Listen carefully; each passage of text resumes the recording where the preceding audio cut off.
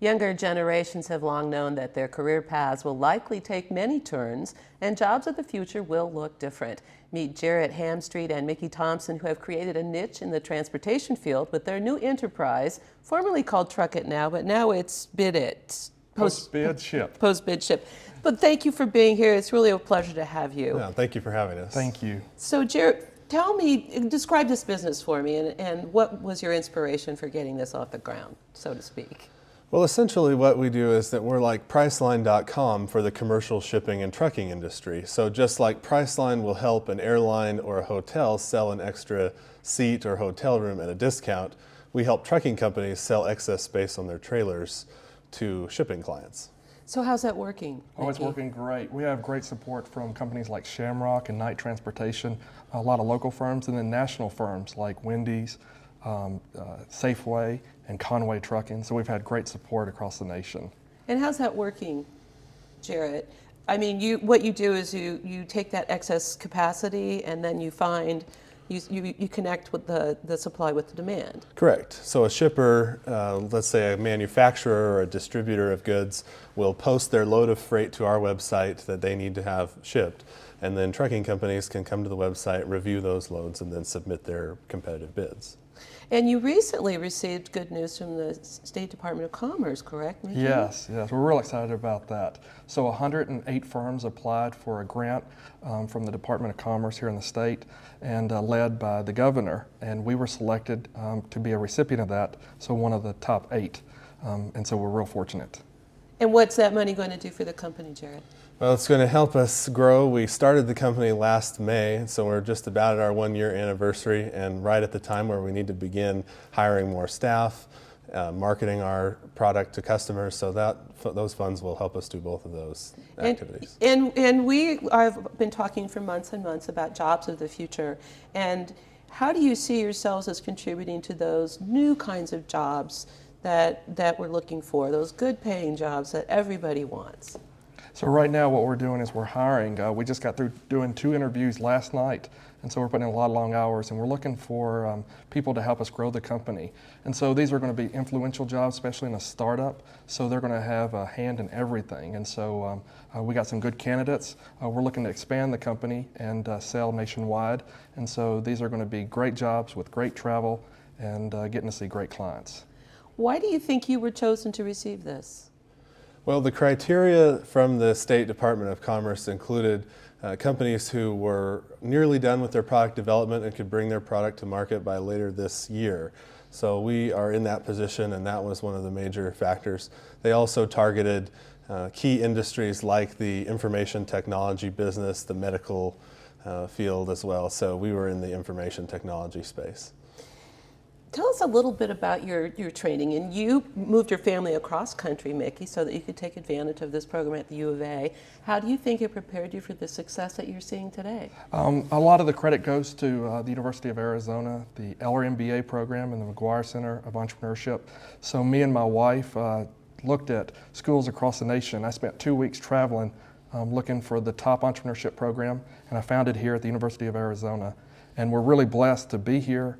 Really blessed. The education we received from the University of Arizona, the McGuire Center of Entrepreneurship and Eller MBA has really prepared us to work with investors, the board of directors. Here in 2 months, we just graduated a year ago, and we're about to have our annual investor meeting. So for students out there looking for a program, the University of Arizona and the McGuire Center for Entrepreneurship are just great programs to prepare entrepreneurs for the needs of today that entrepreneurs need to address.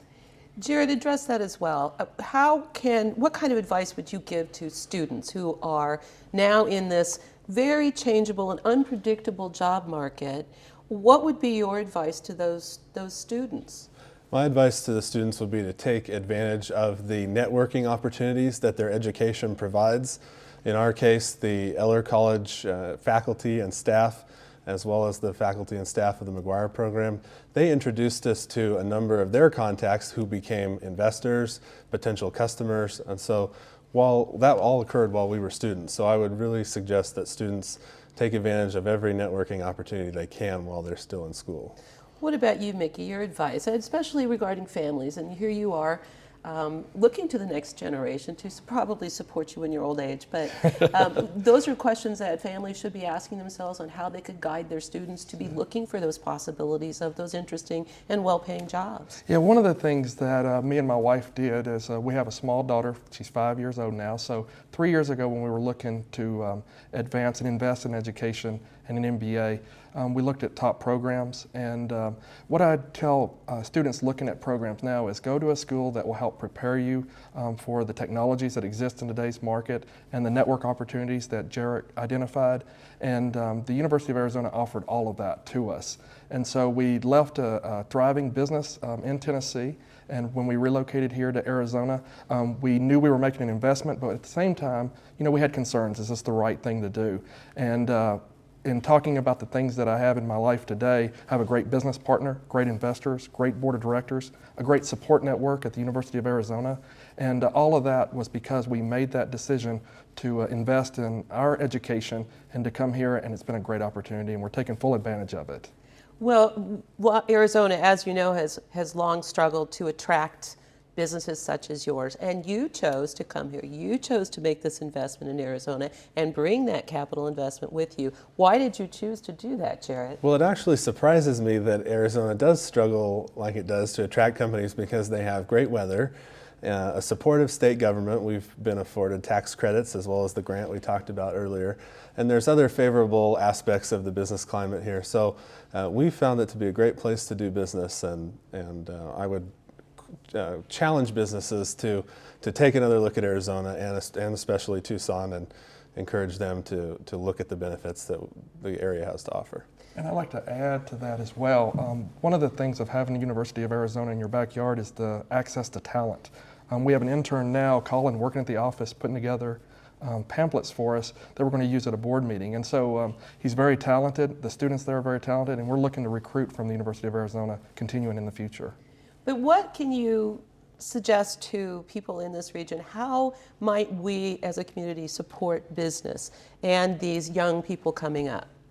What kinds of resources would you like to see applied throughout the region to help businesses such as yours? Well, I think the grant that we received from the state, obviously the state's in a budget challenge right now, but they did invest $1.5 million between the 8 companies who were awarded grants.